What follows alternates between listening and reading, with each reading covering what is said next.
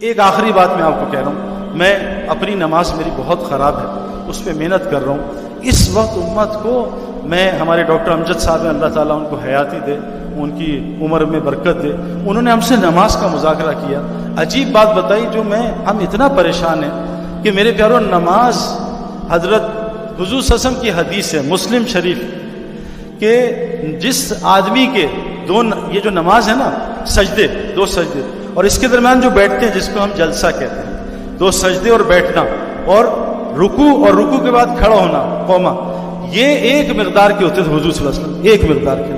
3 امام ہیں ہمارے، 4 امام ہیں جن کی ہم وہ ساری شریعت فقہ پڑھتے ہیں۔ 3 امام کے نزدیک جس نمازی کے 2 سجدے اور سجدے کے درمیان بیٹھنا ایک مقدار کا نہیں ہو، اس کی نماز فاسد ہے، اس کی نماز نہیں۔ امام ابو حنیفہ کے نزدیک مکروہ نماز ہے، مکروہ نماز سے رزق ٹھیک ہوگا؟ نماز تو رزق کو کھینچتی ہے، ہماری نماز رزق کو دبئی پہنچا دیتی ہے۔ جو فجر کی نماز پڑھ لے سارا دن اللہ کی حفاظت میں رہتا ہے، سارا دن لوگوں کے موبائل چھنتے، گاڑیاں چھنتی ہیں، پٹائی ہوتی ہے، میرے پیارو ہم کیسے نمازیں ٹھیک نہیں؟ جس کے 2 سجدے اور درمیان بیٹھنا، میرے پیارو بدقسمتی سے میں کتنے اماموں سے ہی بات کر چکا ہوں، لیکن وہ ٹائم ہی نہیں دیتے، اور اتنی زبردست دعا ہے 2 سجدوں کے درمیان کہ اگر وہ آپ یاد کر لیں آپ کو کسی چیز کی ضرورت نہیں پڑے گی۔ اللہم اغفر لی، یا اللہ مجھے معاف کر دے، ورحمنی، مجھ پہ رحم کر، اللہ رحم کر نہیں رہا آج، وحدنی، مجھے ہدایت دے، ورزقنی، مجھے رزق دے، وعافنی، میرے ساتھ عافیت کا معاملہ کر، ورفانی، مجھے اونچا کر، وجبرنی، میری ساری کمیاں پوری کر۔ میرے پیارو، نماز ٹھیک کرنا ایک مشق ہے نا، اللہ سے باتیں کرنا۔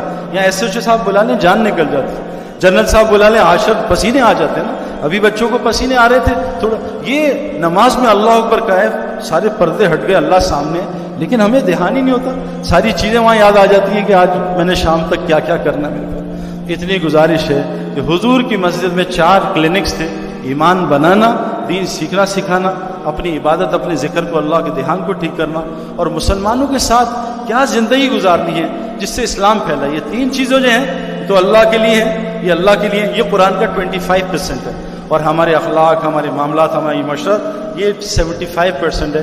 بدقسمتی سے مسلمانوں کی اس وقت بہت لو ہے۔ آپ کو عجیب بات بتاؤں، میں امریکہ بہت جاتا ہوں، امریکہ میں 98% لوگ جھوٹ نہیں بولتے، اور ہم دیکھ لیں ہمارا کیا حال ہے۔ ابا جان بیٹا باہر کہہ دو سو رہے ہیں، بیٹے نے بھی جھوٹ بول دی۔ اب بتاؤ، بنی وہ جو اصحاب سبت سے، ان سے ایک غلطی کی، انہوں نے ہفتے کے دن مچھلی پکڑ لی، ایک غلطی کی تھی، مچھلی حرام نہیں ہے کھانا، مچھلی تو غیر مسلم کے یہاں بھی کھا سکتے ہیں، وہ ذبح بھی نہیں ہے، کھا سکتے ہیں، تو وہ پکڑ لی، وہ ساری قوم بندر بن گئی اتنے سے چھوٹے سے، لیکن اللہ کا حکم توڑا۔ اللہ کے نبی نے فرمایا مسلمان سب کچھ کر سکتا، جھوٹا نہیں ہو سکتا۔ فرمایا جھوٹ انسانی فطرت نہیں، جو جھوٹ بولتا ہے انسان نہیں۔ اب بتائیں، ایک مچھلی پکڑنے پہ سب بندر بن گئے، تو جو مسلمان جھوٹ بول رہا ہے وہ انسان ہو سکتا؟ اب گھر میں سب جھوٹ بولتے ہیں، امی بھی درندہ، ابو بھی درندہ، بچے بھی درندہ، ان میں جوڑ کیسے پیدا کریں؟ کہہ رہی جی جنگل میں جوڑ پیدا کر دیں، ذرا آ کے تھوڑا سا بیان کر دیں کیسے کر دیں۔ میرے پیارو، اب کیسے آپس میں زندگی گزارنی ہے، اس معاشرت کو سیکھنا پڑتا ہے۔ یہ 4 اعمال سے حضور صلی اللہ علیہ وسلم کی مسجد 24 گھنٹے آباد تھی۔ ہماری مسجد خالی ہوئی، اللہ نے پاگل خانے بھر دیے۔ ہماری مسجد خالی ہوئی، اللہ نے ہسپتال بھر دیے۔ ہماری مسجد خالی ہوئی، جیل بھر دیے، بازار بھر دیے۔ جب مسجد خالی ہوتی ہے، وہ بستی کی مسجد سب کو بدوا دیتی ہے، یا اللہ اس نے ہمیں برباد کیا، اس کا گھر برباد کر دے۔ جس بستی کی مسجد 24 گھنٹے آباد ہوتی ہے، اس بستی پہ اللہ کا عذاب نہیں آتا۔ جس بستی کے مسلمان تہجد کے وقت میں استغفار کرتے ہیں، اٹھتے ہیں، اس بستی پہ اللہ کا عذاب نہیں آتا۔ جس بستی کے لوگ آپس میں اللہ کے لیے محبت کرتے ہیں، اس بستی پہ اللہ کا عذاب نہیں آتا۔ مولانا عبدالرحیم صاحب جامع رشید کے جو محتمم ہیں، انہوں نے مجھے حدیث سنائی ابھی سعودی عرب میں، عجیب، کہا سعید بھائی تم لوگ جو جاتے ہو نا مسلمانوں کے پاس ملنے، وہ ڈانٹ دیتے ہیں، گالیاں دیتے ہیں، دھکے دیتے ہیں، گھبرانا نہیں، میں تمہیں طبرانی کی ایک حدیث سناتا ہوں۔ یہ جو دعوت کا کام، اس سے مقصد کیا ہے؟ مسلمان اللہ کے لیے دوبارہ ملنا شروع کر دیں۔ حضور صلی اللہ علیہ وسلم فرمایا جب تک مسلمان آپس میں اللہ کے لیے ملتے رہیں گے، خیر کریں گے۔ حضور صلی اللہ علیہ وسلم فرمایا ایک بستی میں نوجوان جانا بنی اسرائیل کا، فرشتہ بھیجا اللہ نے انسانی شکل میں، کہاں جا رہے ہو بھائی؟ کہا فلاں مسلمان سے ملنے جا رہا ہوں۔ کیوں؟ دنیا کا نہیں، میں اس سے اللہ کے لیے محبت کرتا ہوں۔ کہا میں فرشتہ ہوں، اللہ بھی تجھ سے اسی طرح محبت کرتا ہے جیسے تو اس سے محبت کرتا ہے۔ حضور صلی اللہ علیہ وسلم فرمایا میں کسی مسلمان سے، حضور کہہ رہے ہیں مسجد نبوی کی ایک نماز ایک حدیث میں 1000، ایک حدیث میں 50,000 گنا ثواب ہے۔ حضور صلی اللہ علیہ وسلم فرمایا، طبرانی کی روایت ہے، میں کسی مسلمان سے کسی حاجت نہیں، اللہ کے لیے ملنے جاؤں، مجھے مسجد نبوی کے 1 مہینے کے اعتکاف سے زیادہ پسند ہے۔ میرے پیارو اس اجر کو ہم سوچ سکتے ہیں اللہ کے لیے ملنا؟ تو میرے پیارو یہ دعوت تبلیغ کے نام سے کیا محنت ہو رہی ہے؟ مسلمان اللہ کے لیے دوبارہ ملنا شروع کر دیں۔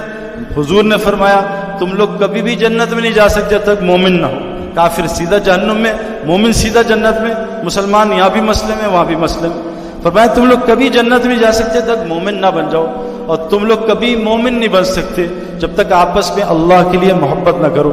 اور میں تمہیں بتاؤں محبت کیسے عام ہوگی؟ تم سلام کو عام کرو، سلام کو۔ فرمایا سلام میں پہل کرو، عام کرو، لوگوں کو کھانے کھلاؤ، رشتہ داریاں جوڑو، اور جب ساری مخلوق سو جائے تہجد اٹھ کے پڑھو، میں تمہیں ضمانت میں دیتا ہوں سلامتی سے جنت میں چلے جاؤ گے۔